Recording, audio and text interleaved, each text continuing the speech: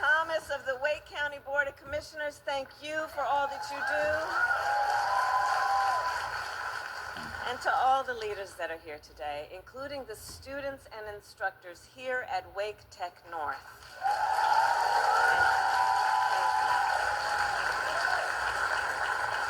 So thank you all.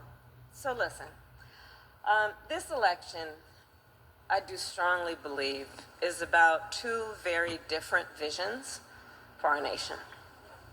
One, ours, focused on the future, and the other focused on the past. We see that contrast clearly in many ways, including when it comes to how we think about the economy. So our country has come a long way since President Biden and I took office. At that time, we sadly remember the millions of Americans that were out of work. We were facing one of the worst economic crises in modern history. And today, by virtually every measure, our economy is the strongest in the world.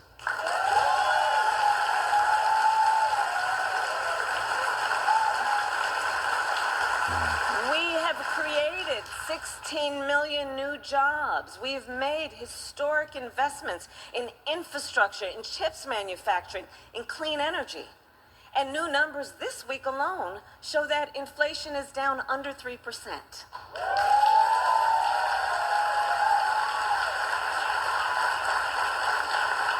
And as President of the United States, it will be my intention to build on the foundation of this progress. Still, we know that many Americans don't yet feel that progress in their daily lives. Costs are still too high. And on a deeper level, for too many people, no matter how much they work, it feels so hard to just be able to get ahead.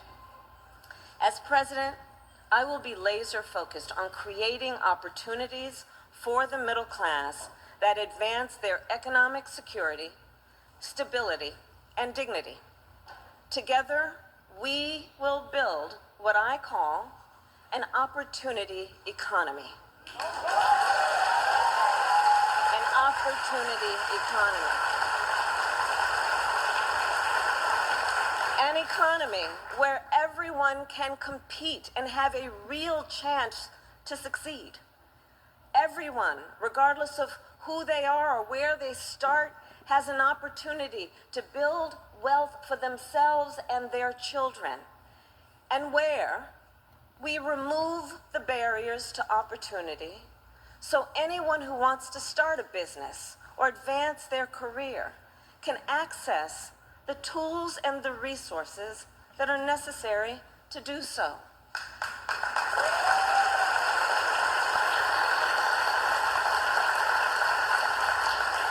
I will focus on cutting needless bureaucracy and unnecessary regulatory red tape, and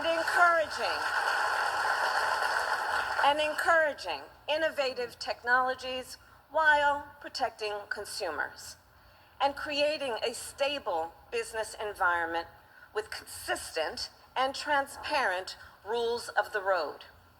As president, I will bring together labor with small businesses and major companies to invest in America, to create good jobs, achieve broad-based growth, and ensure that America continues to define the future and lead the world.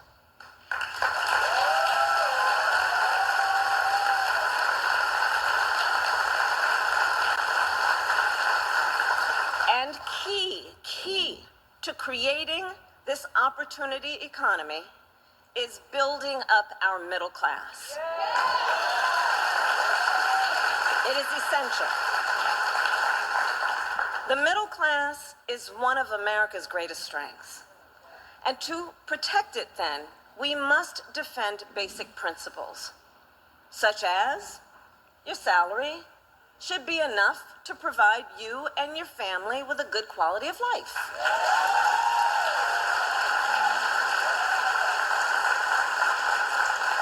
Such such as no child should have to grow up in poverty.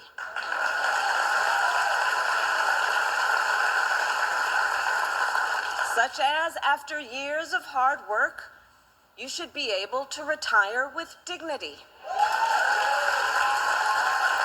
And you should be able to join a union if you choose. Building up the middle class will be a defining goal of my presidency, because I strongly believe when the middle class is strong, America is strong.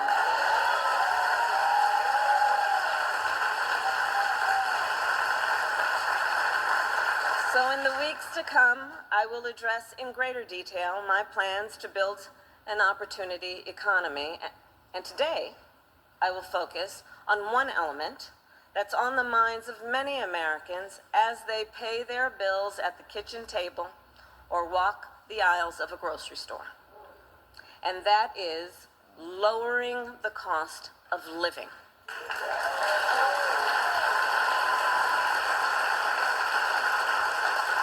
So every day across our nation, families talk about their plans for the future, their ambitions, their aspirations for themselves, for their children. And they talk about how they're going to be able to actually achieve them financially. Because look, the bills add up. Food, rent, gas, back to school clothes, prescription medication. After all that, for many families, there's not much left at the end of the month. I grew up in a middle-class household. For most of my childhood, we were renters. My mother saved for well over a decade to buy a home. I was a teenager when that day finally came, and I can remember so well how excited she was. I kind of understood what it meant, but we called her Mommy. Mommy was so excited, it just made us excited that she was so excited. Later in college, I worked at McDonald's to earn spending money. Well, some of the people I worked with were raising families on that paycheck. They worked second or even third jobs to pay rent and buy food. That only gets harder when the cost of living goes up. When I am elected president, I will make it a top priority to bring down costs and increase economic security for all Americans. As president, I will take on the high costs that matter most to most Americans, like the cost of food. We all know that prices went up during the pandemic when the supply chains shut down and failed. But our supply chains have now improved, and prices are still too high. A loaf of bread costs 50% more today than it did before the pandemic. Ground beef is up almost 50%. Many of the big food companies are seeing their highest profits in 2 decades. And while many grocery chains pass along these savings, others still aren't. Look, I know most businesses are creating jobs, contributing to our economy, and playing by the rules. But some are not. And that's just not right. And we need to take action when that is the case.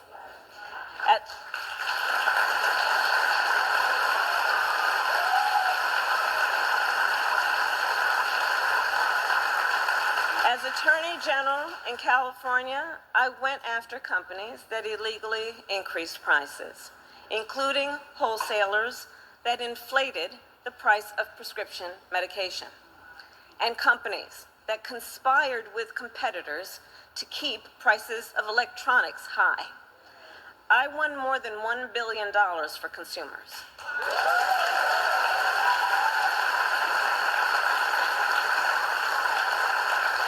So believe me, as president, I will go after the bad actors.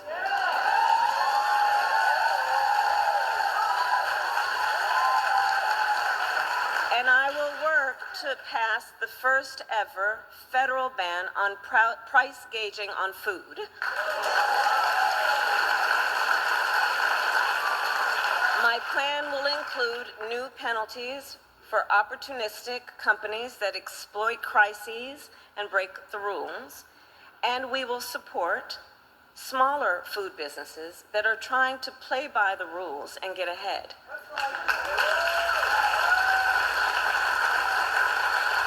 We will help the food industry become more competitive because I believe competition is the lifeblood of our economy. More competition means lower prices for you and your families.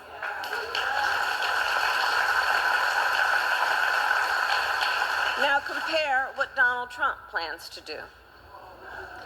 He wants to impose what is, in effect, a national sales tax on everyday products and basic necessities that we import from other countries. That will devastate Americans. It will mean higher prices on just about every one of your daily needs. A Trump tax on gas, a Trump tax on food, a Trump tax on clothing, a Trump tax on over-the-counter medication. And you know, economists have done the math.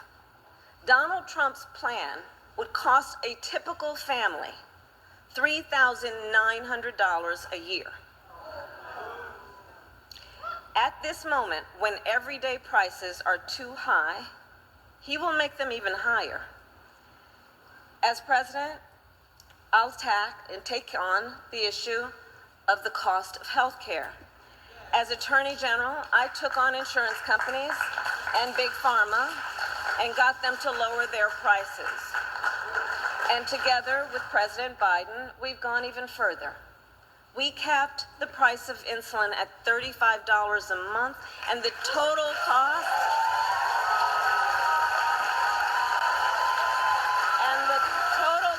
of prescription drugs at $2,000 a year for seniors. We let Medicare negotiate lower drug prices for seniors. And just yesterday, we announced that we are lowering the price by up to 80% for 10 more life-saving drugs.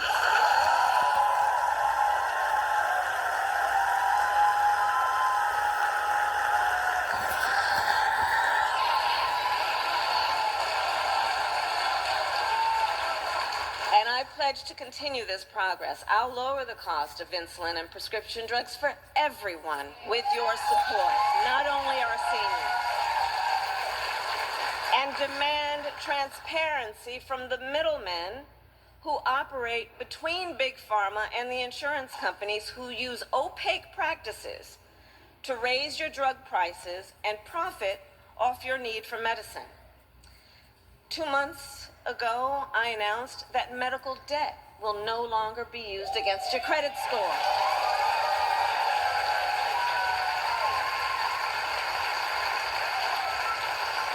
And I will work as president with states like here in North Carolina, Roy Cooper, thank you again, to cancel medical debt for more and more, millions more Americans.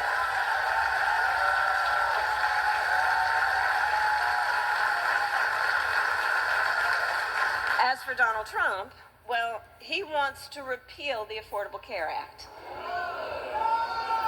which 45 million Americans rely on. 45 million Americans rely on it for health care. That would take us back to a time when insurance companies could deny people with pre-existing conditions. We all remember what that was. And we're not going back. We're not going back. We're not going back. And remember, and this is why we're not going back, because we do remember, he tried to cut Medicare every year he was president, threatening a program that tens of millions of seniors count on. And according to his Project 2025 agenda, he intends to undo our work to bring down prescription drugs, the cost of prescription drugs, and insulin costs. Well, we've come too far to let that happen.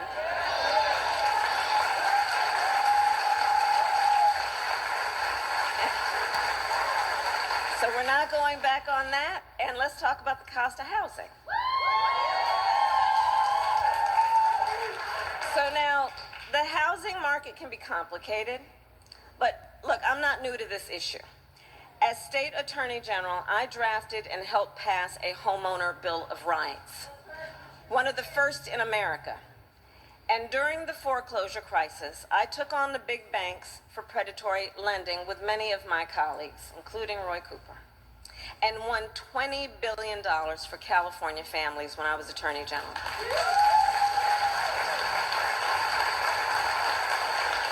So I know how to fight for people who are being exploited in the housing market. And I know what home ownership means. It's more than a financial transaction. It's so much more than that. It's more than a house. Home ownership and what that means, it's a symbol of the pride that comes with hard work. It's financial security. It represents what you will be able to do for your children.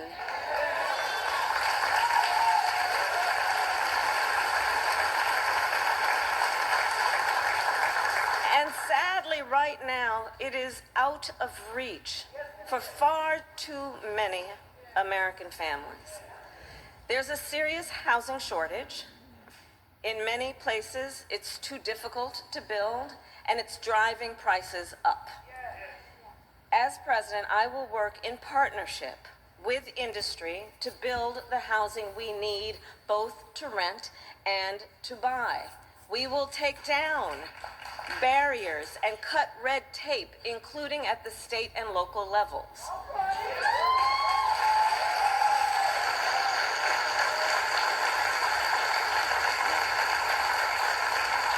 And by the end of my first term, we will end America's housing shortage by building 3 million new homes and rentals that are affordable for the middle class. And we will do that together. We will do that together. And we will make sure those homes actually go to working and middle class Americans,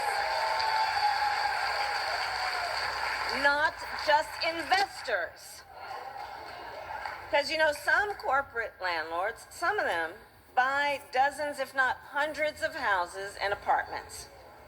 Then they turn them around and rent them out at extremely high prices. And it can make it impossible then for regular people to be able to buy or even rent a home.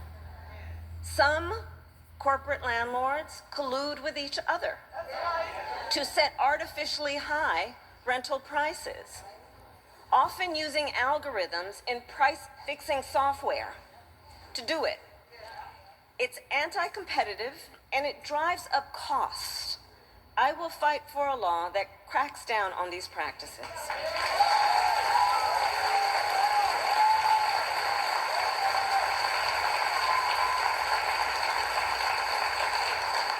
We also know that as the price of housing has gone up, the size of down payments have gone up as well.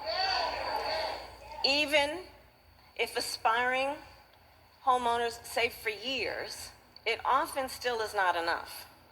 So in addition, while we work on the housing shortage, my administration will provide first-time home buyers with $25,000 to help with the down payment on a new home.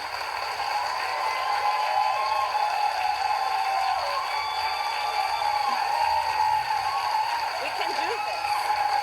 We can do this.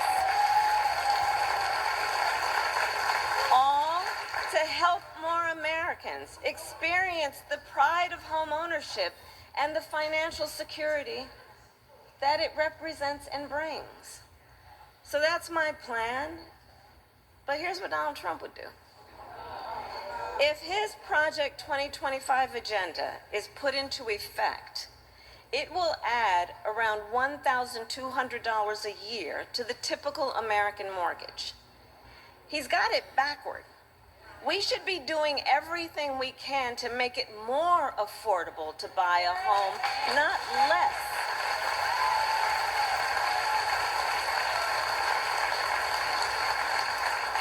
Finally, there's one more way I will help families deal with rising costs, and that's by letting you keep more of your hard-earned money.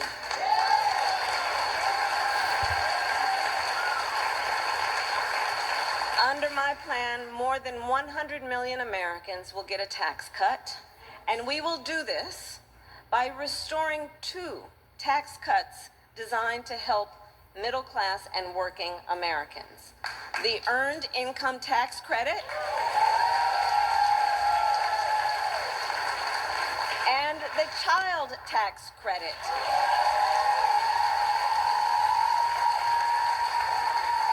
Through which millions of Americans with children got to keep more of their hard-earned income. We know this works and has a direct impact on so many issues, including child poverty. We know it works. So as president, I'll not only restore that tax cut, but expand it. We will provide $6,000 in tax relief to families during the first year of a child's life. Now think what that means. Think what that means. That is a vital, vital year of critical development of a child. And the cost can really add up, especially for young parents who need to buy diapers and clothes and a car seat and so much else. And we will do this while reducing the deficit.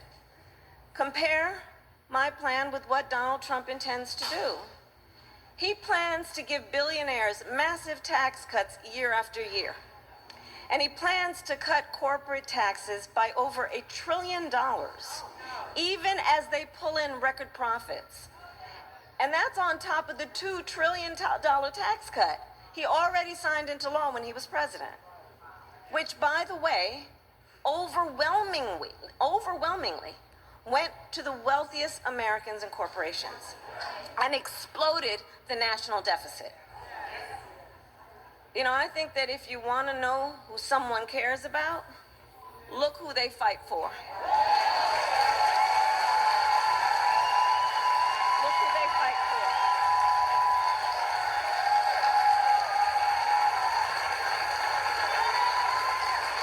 Donald Trump fights for billionaires and large corporations. I will fight to give money back to working and middle-class Americans.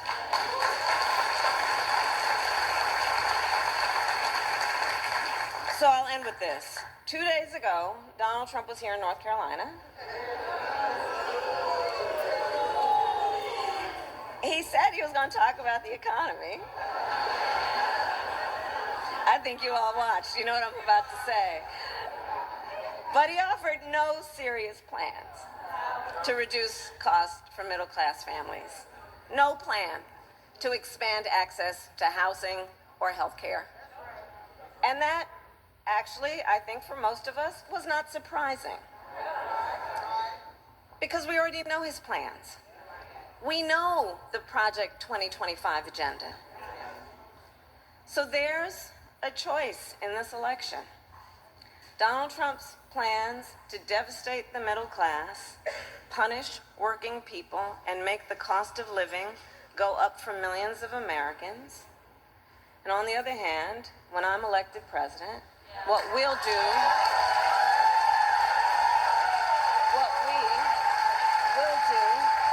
to bring down costs, increase the security and stability financially of your family, and expand opportunity for working and middle-class Americans.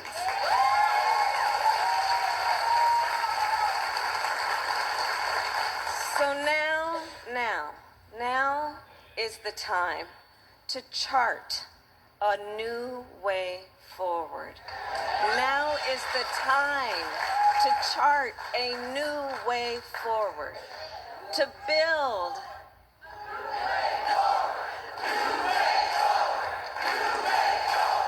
new way forward. Yes, a new way forward.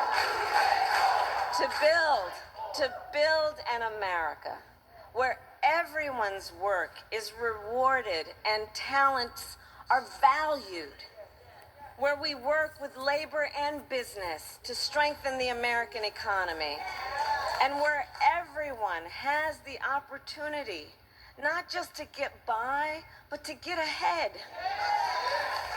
So I thank you, North Carolina. We're going to get this done. And with your help, God bless you, and God bless the United States of America. God bless you.